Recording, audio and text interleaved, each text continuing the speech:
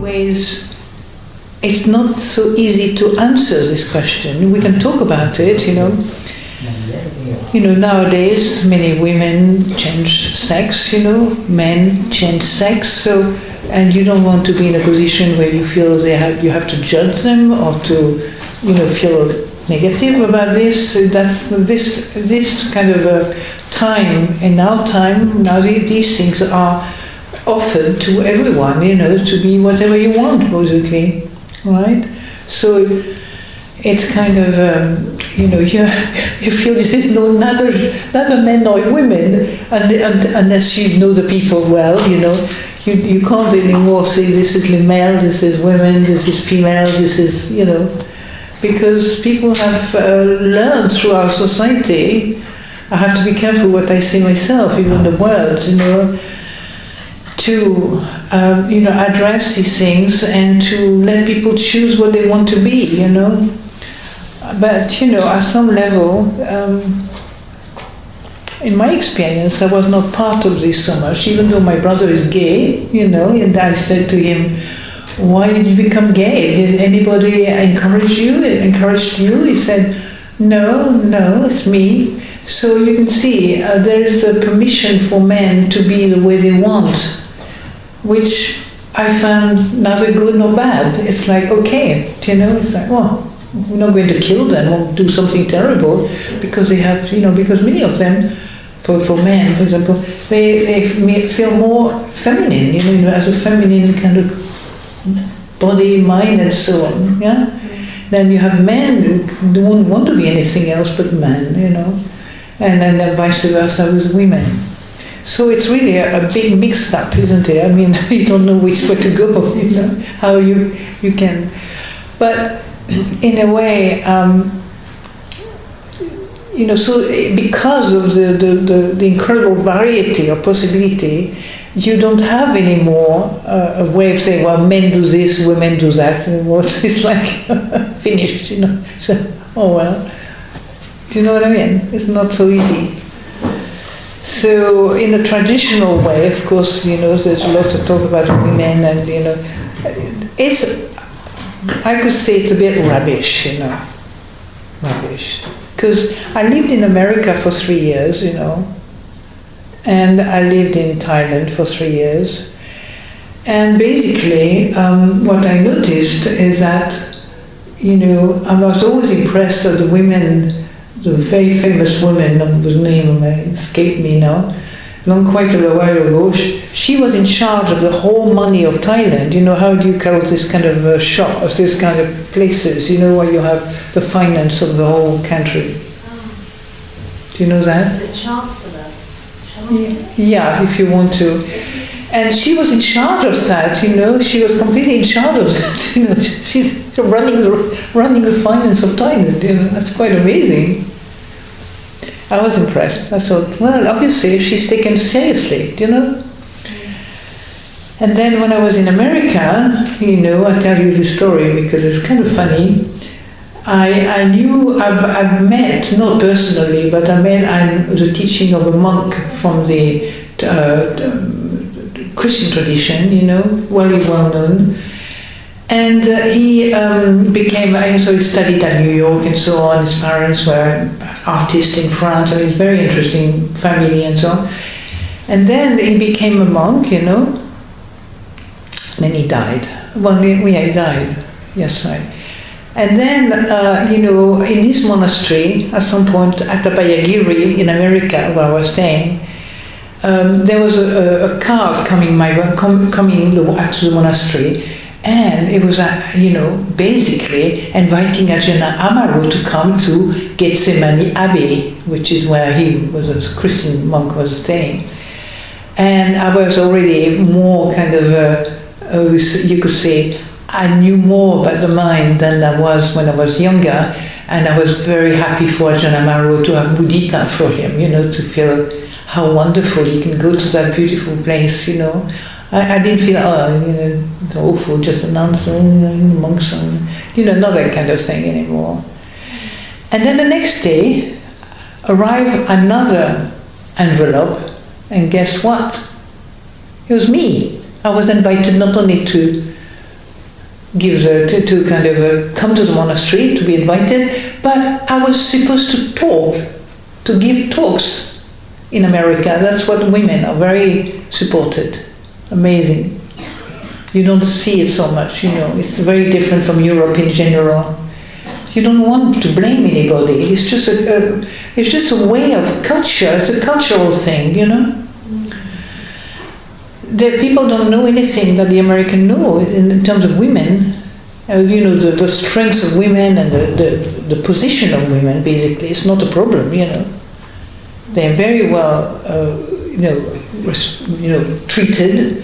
They are equal in terms of intelligence and conditions of education and so on. They're very strong, and they have adapted this. In America, they don't make any difference too much. As soon as I finish, I'm not a great talker or anything like that. But they said, "Oh, if you write a book, please let us know. We want to to print it for you and so on." I said, "Well, nobody's told me that. I'm not that famous." And then, it's like you get used to it at some point. This equality is quite normal in America. I'm not saying to whole of America, but California particularly very good for that, and Boston or the area, and so there we are, it's like, so your question, I lost your question, of course, altogether. We started talking about men and women, and because of all this difference of men, women, possibly women, possibly sometimes both of them, you just lose your track, you don't quite know what to say anymore. You have to be careful, to not hurt people or to not harm people or anybody. Make sense? Yeah. So what was your question? You just have to push a bit, one little button. Hello? Yeah, is that working? Okay. Yeah, just to add to what you were saying and maybe also ask for your sort of guidance on it. My personal view is that it's like gender and sexuality is a whole spectrum of diversity as we now see it. Yeah. And me personally, I believe that is possibly because we are all reborn many infinite, times in different gender roles and different gender identities. So that, to me, explains the spectrum of gender diversity. Yeah. So, like you were saying, your brother is gay, and Yeah. he doesn't know. Nobody forced him to be gay. He's gay, Yeah. And I think that's because we just gravitate towards familiarity in our sort of unconscious mind based on previous life experiences. So maybe, we've all been born as men, women, and everything in between, right, in previous lives. So the psychology that we inherit from that samsaric journey is going to have that complexity within it, and whichever one is the more dominant one is what we express in this particular lifetime. But I just found it always curious. I think that I don't know what the meditation is called in Pali, but I think it's called the 32 parts of the body meditation. Yeah. And it always struck me that the Buddha does not refer to any gender-specific body parts, because the mind is neutral, really. It just happens to express itself as male or female in one particular lifetime. Yes. But the mind is consciousness goes on this samsaric journey, and it's irrelevant what gender you're born into. I suppose so. I mean, I've never been myself in that kind of, I'm now. It's even more easy because I'm, I don't have I was married for 12 years, but with a man, by the way, which I really love very much. He's still alive. But things change, and that's okay. But, so... what can we say about that? It's like each one of us have to find their way, the best way. In a way, talking about way, what I find interesting is that some people are very clear about what they want to be associated with, in terms of sex and so on. And some people are sometimes it can easily turn into something not very healthy, just for fun. just for pleasure, just for this, And one has to be careful, because for me, my interest in life is really more and more as I practice, just I absolutely adore the precepts. I'm not blind, but I adore the precepts. Why? Because they keep me on the right road, French women are not, you have to be careful, Well, it's not just French, any women or any men, But one has to, I just love the intelligence of these precepts, And I love the way it's done. I just, basically, I'm completely in love with nobody except, not even the Buddha. I like the beautiful result of the teaching of the Buddha. That's what I really have terrific love, Yeah? That how it works. We don't even have to discuss it that much, you just do it every day, okay? You experiment it every day. You don't wait for the book or the sutta or this or that, You actually work with it, You like somebody experimenting a car or anything, It's just your body. I mean, if you read all the suttas and all that, you begin to see it's not me, it's me, mine. We don't know anymore. People are confused until you get more. You know more how things work. So one has to be careful, and sometimes you have to be careful to not get yourself caught up in in being attracted too much sex. You must have a beautiful woman who she's gay, beautiful man, he's gay too, and you can really create a lot of problems. People can basically take care of themselves. Does that make sense?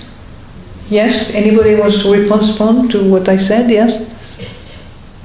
Very, very interesting. Can you bring the microphone to this place? Yeah. Sorry.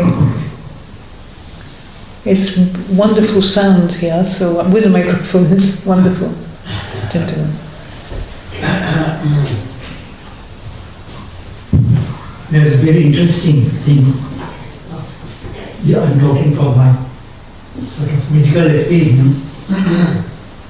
People who sometimes are born with the wrong body. Who? Yeah, because they are really unhappy with their body. They want to be. I have this experience with patients who came to us. They are very, very unhappy with that. I am a female, but I was born with the male body. You were born? That's right. I am not saying people who come to me and tell me. Yeah. Some people have this problem that they feel that they are born in the wrong body. In the wrong body. Yeah. Yes. This is where the surgery comes into place. Well, there's quite a few men or women. Yes, I've mentioned that to me. So this is the makeup, the mental makeup they have is that of the wrong sex. So it becomes a problem for them psychologically. And that is where the surgery comes into place. And once they have their surgery done, they are very happy. Yeah. So it is, I think, in science they say the genetic makeup. But according to Buddhism, I think it may be coming from their previous lives or something like that. Who knows? I mean, we can go very far, one thing that is that the Buddha didn't bother with all this, just check your body, you go and go pee-pee every day, you go into, I'm just thinking, you go to the toilet every day, you go to we all do the same thing in some ways with different kind of, body, a little bit different. But you have to, what you were talking about, just to go back to this lady, what you were talking about also, it's the fact that, of course, when men want to become women, they have to do a lot of things to actually make it work as a woman. So this is strange, yeah? And the men also the same. So they don't want to be a man or they want to be a woman, but they have to, pay the fact that they have to either have the mechanism or the machine or the current or whatever they need to do of that same person that they want to become. So, yeah, going back to you. Yeah, so there is an interesting story in the Buddhist literature where a man is supposed to have spontaneously become a woman after he had 2 or 3 children, married and had 3 children. And then after becoming a female, she got married and had 2 more children. And so they asked, who are the children whom you like more? Why do you... I don't always hear what you're saying. I mean, there's a story in the Buddhist literature yeah. where a man who got married and had 3 children spontaneously became a female. Spontaneously? Yeah. I've never seen that myself. Yeah, it's in the sutras. Have you seen, you believe it's it's called Toleje, the man's name. And then he got married, she got married and had 2 children. And they asked, whom do you like most, love most? And he said, I love most the children I had as a female. You what? I didn't get the end. She said, I love the children I had as a female most. Not like that. Yeah. It's a very interesting story. I think, I just like to simplify my life myself, What about you? I think just because it's written there, you have to investigate your mind and see whether it's logical. No, hang on. I am the one responding, okay? Yeah. Also, it's not a discussion. Okay. Yeah, no. Keep it simple for now, one person at a time. Okay. Yeah, sorry about that. So I'm very passionate, so yeah. No, you don't have to be passive. Do you have a question? Passionate. Okay. Do you have a question yourself? No, coming back to, I think it's all about, one mustn't try to interfere with nature, Must not interfere. Interfere, yeah. In other words, you should be happy with who you are. Yeah. Not try to be somebody else. This is, that leads to unauthenticity and being fake. But which doesn't sit well with the Buddhist teachings, as we all know. Yeah. So this is where the crux of the matter is. Well, the crux of the matter is that, is also the fact that what we think we should be and not be is not the criteria necessarily. You know what I mean? You said, it should be like this, should be like that. Many people can think like that. Do you understand? And then the people who don't feel like that feel really renegated, into somewhere else. And some of them really have no idea why they feel so different, I still remember a little girl, she was quite small, and she had a sister, and basically with her parents, and she was really dressing like a boy. She was like 4 or 5. She wanted to dress like a boy.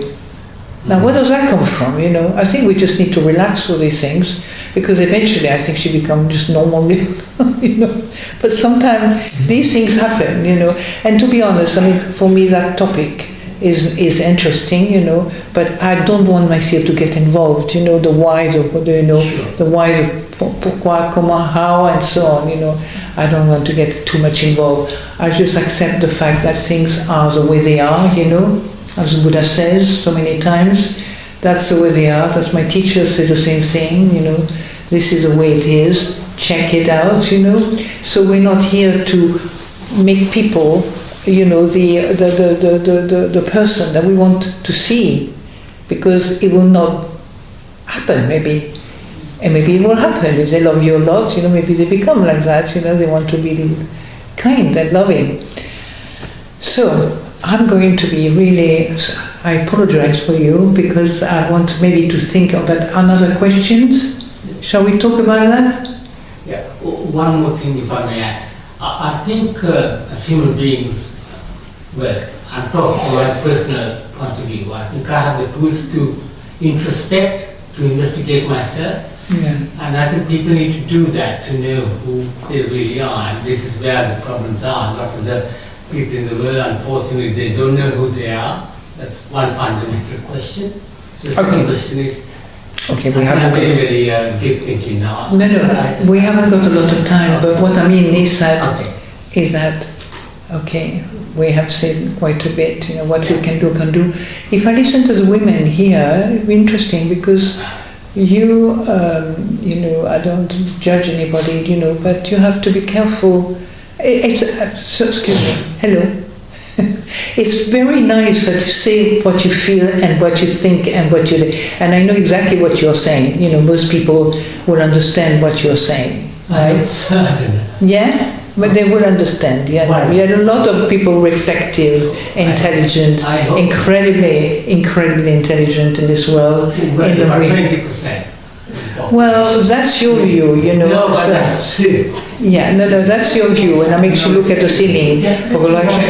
It's more than that. Yeah. Yes, it's about 10. So now Go for another question. we have another question. Yes.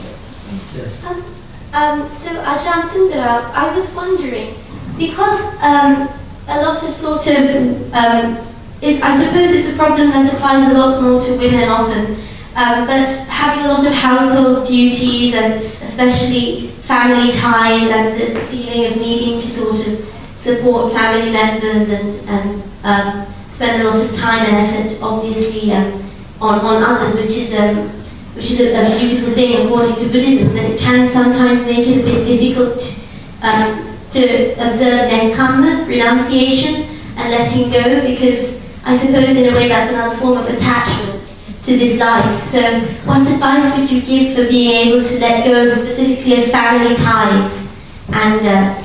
To let go of family ties. Yes. You want to let go of your mum and your grandmother and your grandfather. Was they? What do you want? I mean, that's a bit heavy, isn't it? What do you mean by ties? I suppose... Gentlemen, relax. Otherwise, she's not going to speak. Be careful.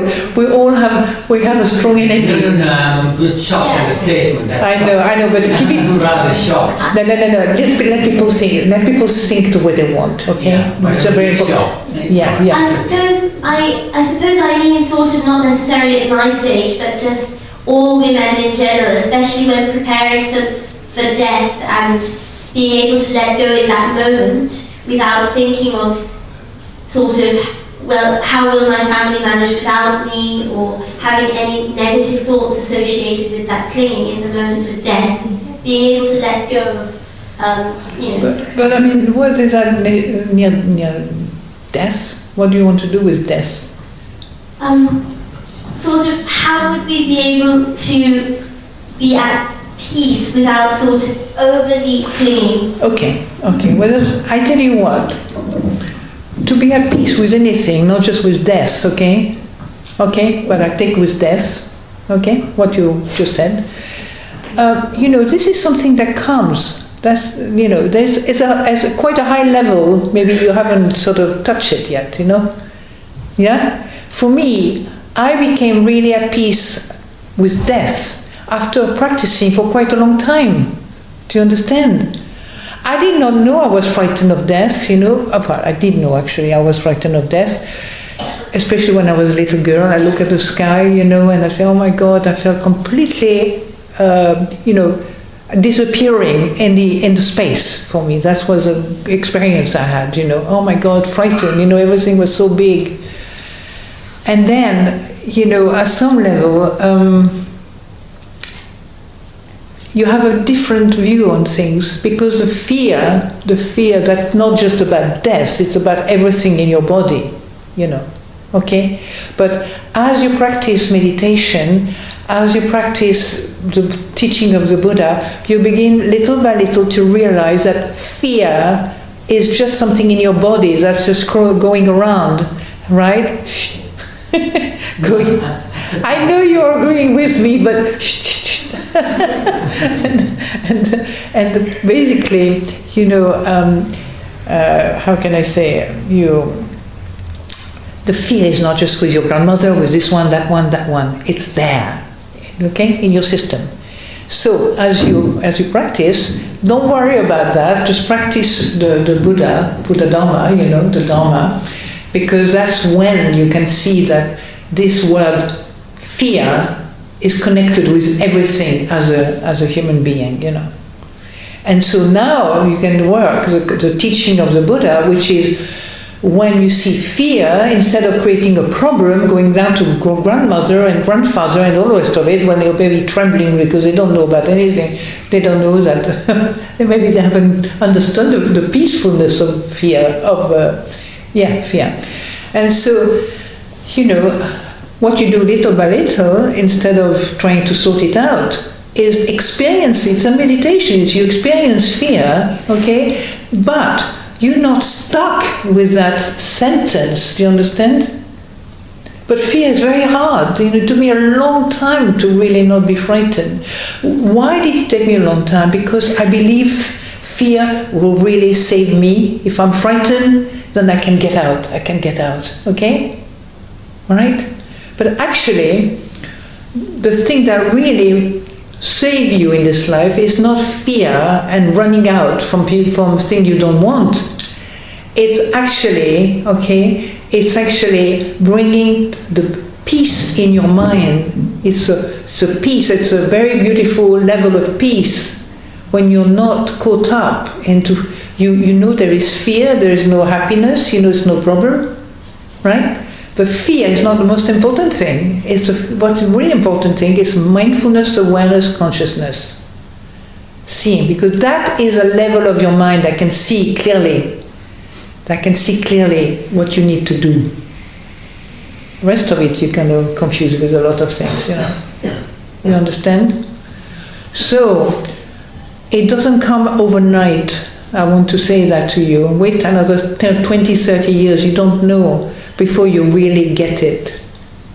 But to get it, you have to see it, as the Buddha says. If you don't see it, you don't know it. You don't know what it is. Do you understand? And to see it is not enough. You have to see it for a long time to be really able to know what you want to know. It's not just knowing and thinking and going to the books and this and that.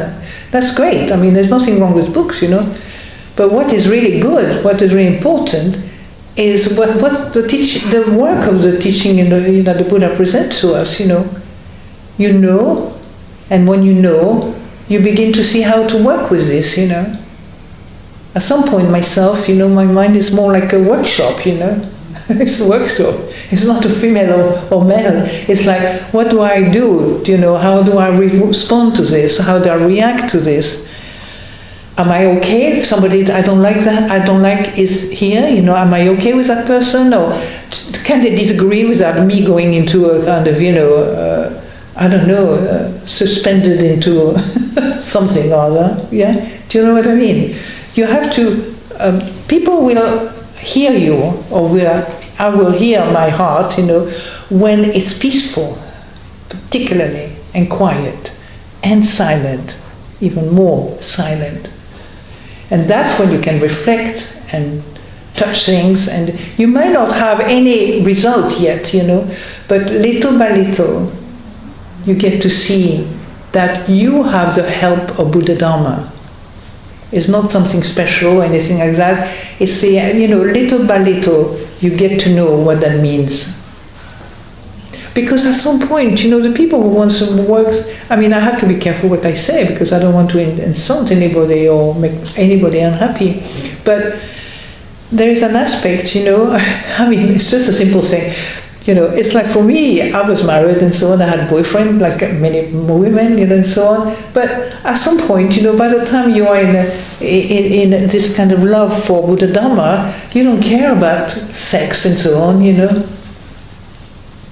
know what I mean? There's something more important. I'm not saying you have to, but for me, that's what it was. I'm not interested at all anymore in that kind of thing. Even before I was a nun, I got disinterested. And I had a very good husband and wife with me. We had good fun, But there's something at some point, you're just not so interested. Now, of course, if you're a father, a mother, and you look after your children and so on, you have to be, not interested in anything, but responsible, to take care of your children. and your family in general. Yeah? You agree with me? Can I nod? Oh no, not yet, not yet, not yet. You asked me, do I agree with you? No, I leave it to you. What language is very to let it. I leave it to you to continue to look at it without anybody special. Okay? Yeah, that's a good one. So we need to go, eh? Yeah. I didn't expect to speak about all these things. I'm sorry. I'm not sorry. I'm fine. But I have to say, I didn't expect to have to enter into this wonderful subject, because they are really very, very, they're very in our society right these days. It's really very hot and very, people touch on these things a lot and don't know what to do, So it's something for you, I think. Just I have to be careful. I was going to make a joke, just go to the Buddha, he will tell you what to do. I mean, not tell you, the Buddha is here. You will get to know what is really important in this life. Yeah, hopefully, you get to know these things when you have the trust in the ethic that we are given. I mean, sometimes it doesn't mean we get it right. Okay. Many people we all make mistakes, there's nothing, it's not because you don't get it right that you're wrong. No. Getting it right is great, because that's the thing that puts you forward to make an effort to maybe see how you can get it from a better perspective. You understand? People think if they have to get it right, if you have to get it right now, and if you don't get it right now, that you're an idiot. This is crazy to think like that. You learn it because you are aware of the things that are out of balance. You understand? So on this word, I can see my sister next to me, Tejasa, is telling me that there is a meal prepared now. No, yeah. Oh, there's that's right, another monk who is interested in teach. Puja. You want to do puja? Okay. So what is can somebody call me or let me know what to do? But anyway, I just enjoy the discussion with you, and I hope this gentleman is okay. You're okay with all the things that. Of course. Good. It's been very fascinating that's right. to absorb everybody's emotions and. That's right. Yes. That's right. That's what I do. That's right. But everybody does that. Absorb everybody's energy. No. It tires me out sometimes, but it's Okay. But don't be careful that people have a way of absorbing energy in a very different way. Women, for example, are very intuitive. Have you ever thought of that? So you are. Yes. Good. Well, you can get on that with them. Yes, I have intuitive numbers. Okay, I think it's time to get up. Stretch your legs a bit. Yeah? And there's another... Oh, you're there. That's right. So we just go in. You want to sit down or what? No. You're sitting there. I'm sitting there. Okay. Okay. Sitting. People are you can stretch out.